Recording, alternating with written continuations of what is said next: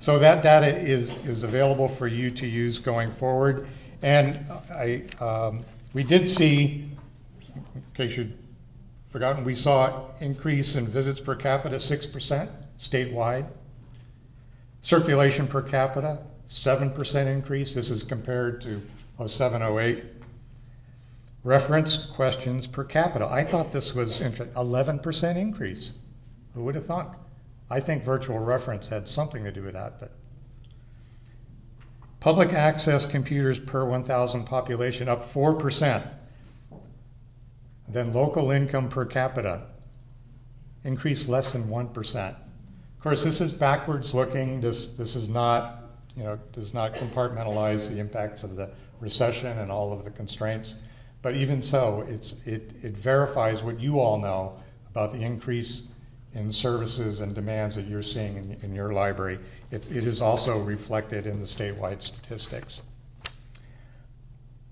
Last announcement, or like advertisement, California Library News Eclipse. How many of you subscribe via RSS or email to California Library News Eclipse? I am shocked. You all need to subscribe to this. This is a news blog, how should I say it? It's a news clipping service, an electronic news clipping service that I do about 3 or 4 days each week. And the idea is to look at how are libraries being reported out in California newspapers. What is the press saying in California about California libraries of all types? Most of the articles are about public libraries. So any of the issues that you are dealing with are likely going to be reflected in this news clipping service. If you're having budget cuts, there's lots of stories about budget cuts. If you're having an opening, there are lots of articles. There are lots of articles about opening of new libraries. There's lots of issues that you can see how the press is reporting about those and how library directors often are responding to the press and talking about what's going on. So I think it's a great resource. We've got about 70 subscriptions at this point. Most of them are public library directors. So we want you to join on in, use the service. It's something from the state library we're trying to provide to you that's useful, timely, and it doesn't require a lot of effort. You can subscribe by email, you can do RSS, or you can just go to the webpage if you want. So that's my little advertisement for California Library News Eclipse. Calib News, all one word, .wordpress.com. calibnews.wordpress.com. Okay, now to the really exciting topic, Public Library Fund. How many of you know how MOE is calculated, and this is not something of great interest to you? Okay, maintenance of effort. The basic dictum is you look at your budget appropriation, not expenditure, appropriation, your budget appropriation, the amount that your library was authorized to spend for the previous fiscal year, and how much you are authorized to spend for the current fiscal year. Now we're talking, move yourself to November of this year. This is when you'll be making those calculations. So you'll be looking at fiscal year 2010, 2011 versus 2009, 2010. It used to be that if you equaled or exceeded your appropriation, you met maintenance of effort, okay? That is the basic formula in the statute, in the law. The budget bill last year changed things just for 1 year, 09, 010, that said, I'm going to simplify this because it's more complicated. There was a 10% forgiveness factor built in. You could suffer up to a 10% reduction in your appropriation and still make maintenance of effort. You were okay. As long as it did not exceed 10%, you met maintenance of effort. Now, the 10% actually came from, wasn't specifically mentioned, it referred to how much PLF was cut 2 years ago. So that's where the 10% came from. It doesn't actually say 10%. It said referring to how much PLF was cut. So why does that make a difference? Because I don't know yet. I haven't seen the May revise. We don't know if PLF was cut. If PLF was cut, we don't know whether that's going to be the percentage factor used, or they're going to stay with the earlier 10%. So nothing is in concrete yet for this coming year, because that 10% forgiveness factor was in the budget bill. It was not, it only applied to that 09-10.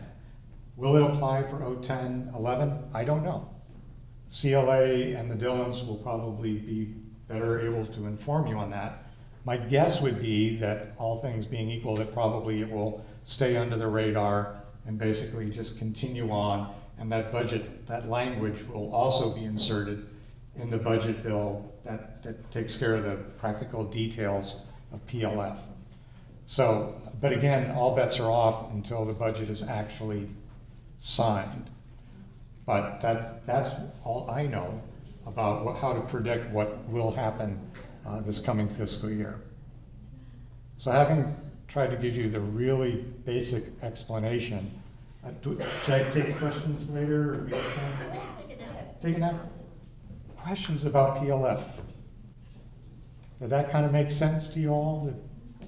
Too arcane? It is, PLF is an interesting instrument because there was no regulations put in place for PLF. A lot of times when the state creates a funding mechanism, they also create elaborate regulations. It's exactly how this program is supposed to operate, intricate detail, bureaucratic detail about how it's to be run. That's not the case with PLF. We just have the text of the law. And so I read the law, you read the law, and that's it. So there is not a lot, shall we say, highly specific guidance about how to interpret things. So just a little background there. Carol? I have a question. If you were not to make your maintenance of effort this year, let's say the PLF was not touched, it goes through, the 10% variable goes through, but you don't make that. What happens to that money that you would have been allocated? It is the fund, and then everybody else gets a little more. correct. In other words, if you do not meet maintenance of effort, in other words, if assuming everything stays the same, if your budget cut is 11%, that money is spread per capita among those that do make maintenance of effort. Yes. Kind of following on, the following year, you have kind of reset your base. Right, every year's a new ball game. You're starting over. You're comparing previous year with current year. So it's a 1 year kind of thing. And just in general, how much is left statewide in PLF? The allocation for 09-10 was $12,940,000, and some odd dollars that I never remember.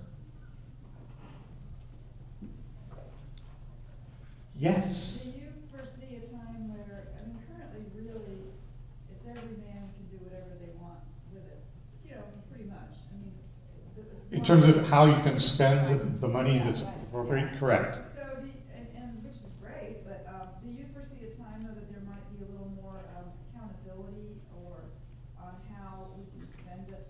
Well, I can't answer that directly. But I'm just asking. Yeah, Stacy actually has quizzed me. I think coming into the state kind of new, she's saying, how come we don't know where this money goes?